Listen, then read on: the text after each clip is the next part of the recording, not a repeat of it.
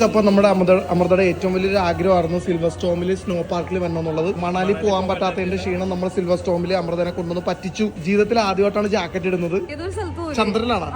പിന്നെ ചന്ദ്രൻ ഇട്ടിട്ടാണല്ലോ അത് പോടി. എന്താണ് ആമയെ കയ്യില് അങ്ങനെ പിടിച്ചു. ഭയങ്കര തണുപ്പ്, -ഡിഗ്രി ആയതുകൊണ്ട് ഭയങ്കര തണുപ്പായിരിക്കും എന്നാ പറഞ്ഞത്. കൈ മുറിച്ചായിട്ട് വരിപ്പിക്കും. മണാലി പോകുന്നതിന് മുമ്പുള്ള ആരംഭമാണ്. മണാലി ആരും കൊണ്ടുപോകുന്നില്ല, ചേട്ടൻ കൊണ്ടുപോകാന്നൊക്കെ പറഞ്ഞാൽ എപ്പോ പറയില്ല. ഞങ്ങൾ ഇനി സ്നോ പാർക്കിൽ കയറിയിട്ട്